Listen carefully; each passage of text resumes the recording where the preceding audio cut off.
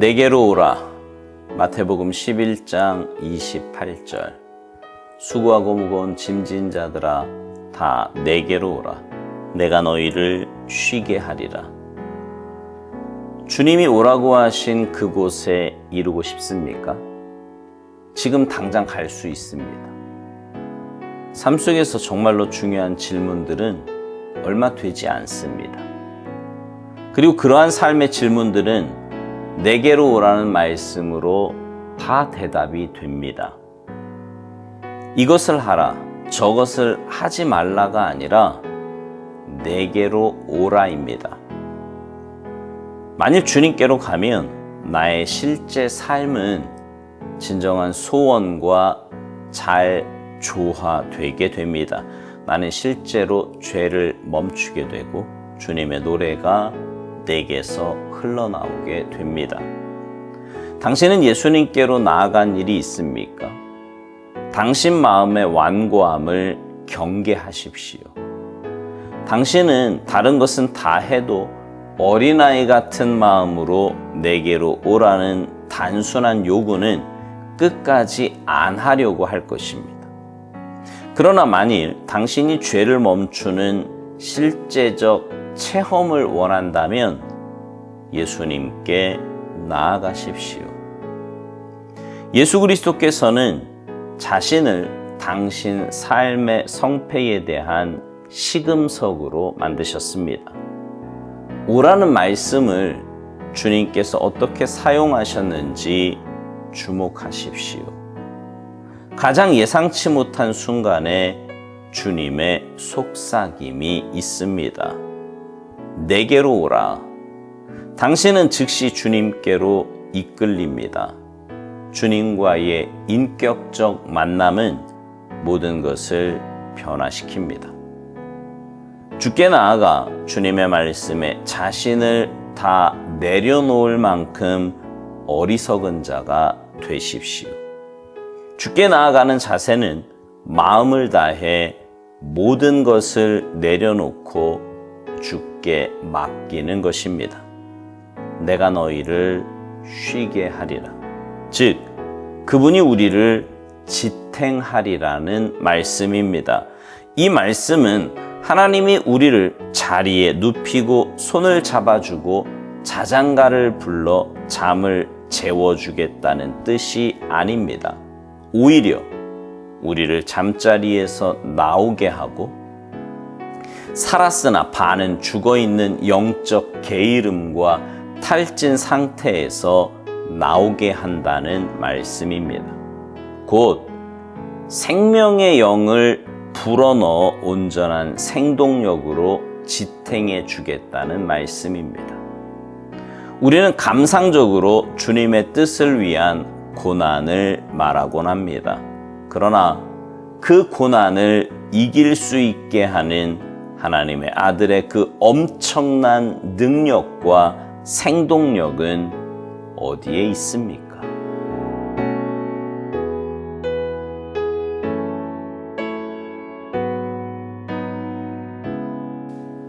미국에서 목회할 때 일입니다. 삶이 여러 가지로 지치고 마음이 힘들어서 괴로울 때가 있었습니다. 이제 막 시작한 개척교회는 여전히 유학생 몇 명밖에 되지 않았고 그나마도 처음 교회 나온 사람들이 대부분이라 주일 예배는 홀로 콘서트일 때가 많았습니다. 재정적인 독립은 고사하고 빚이나 안 지면 다행이었습니다. 만나는 사람도 지극히 한정되어 있었고요. 또 영어권에서 살다 보니까 생활적인 부분에서의 스트레스도 만만치 않았습니다. 그러던 어느 날 우연히 인터넷에서 어느 목사님의 설교를 듣게 되었어요. 누군지도 정확히 기억도 잘 나지도 않아요. 근데 하여튼 어떤 목사님의 설교를 듣게 되었는데 그 말씀에 제가 마음이 굉장히 가난해서 그랬는지 몰라도 은혜를 굉장히 많이 받았고요. 은혜를 받으니까 자연스럽게 기도의 자리까지 이어지게 되더라고요. 방 안에서 혼자 무릎을 꿇고 기도하는데 처음에는 은혜 받은 말씀으로 기도를 시작하다가 점점 깊은 기도의 자리에 가면서 저의 내면을 돌아보게 되었습니다. 나중에는요, 눈물 콧물 다 쏟으며 회개가 터져 나오고요. 정말 주님을 깊이 체험하는, 또 주님을 만나는 그런 시간이었습니다. 그러고 나니까 거기가 바로 작은 천국이더라고요. 기도를 마치고 방을 나왔는데 그렇게 마음이 평안할 수가 없는 거예요. 천국이 따로 없었습니다. 사실 바뀐 건 아무것도 없었거든요. 무슨 문제가 해결된 것도 없었고, 경제적으로나 아니면 교회적으로 상황도 나아진 거 아무것도 없었는데, 근데 마음 깊은 곳에서부터 평안함과 기쁨, 그리고 감사와 함께 자신감도 생겨나기 시작을 했습니다. 그때부터 저의 목회가 좀 바뀌었던 것 같아요. 신앙생활 하면서요, 많은 질문들을 하게 됩니다. 왜 내게 이런 일이? 왜 나에게 이런 상황? 아니, 왜 저 사람이 내게? 왜 저런 사람을 만나게 하시는 거지? 등등 이런저런 질문들이 많이 생기죠. 근데 그 질문은요, 사실 하나님 만나면 다 해결돼요. 어느 목사님이 이런 간증하는 거 들었어요. 자기 아버지가 목사님이었는데 자기가 보기에 자기 아버지는 정말 신실한, 그리고 정직한 목회자였다는 거예요. 근데 교회에서 자기 아버지를 괴롭히는 사람들이 많이 있었는데 하나님이 살아계시면 왜 그런 사람들을 가만히 두실까? 이런 마음이 들더라는 거죠. 결론부터 말씀드리면 주님 만나고 은혜 안에 거하고 나니까 다 해결이 되더라는 거예요. 근데 예수님이 이 땅에 오셔서 고난 받으셨을 때도 하나님이 그냥 두셨다. 이걸 깨닫게 되더라는 겁니다. 그러니까 하나님의 섭리와 구원의 역사를 위해서 말이죠. 정말 그렇습니다. 하나님 만나면 다 해결돼요. 하나님 만나면.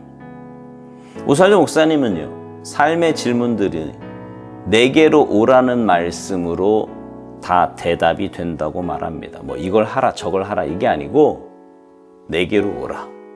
내게로 오라고요. 그러면서 만일 주님께로 가면 나의 실제 삶은 진정한 소원과 잘 조화되게 된다고 말합니다. 그러니까 내 실제 삶이 신앙인의 삶으로 변화되어 간다는 말이지요. 오스왈드 목사님은 만일 당신이 죄를 멈추는 실제적 체험을 원한다면 예수님께 나아가라고 말합니다.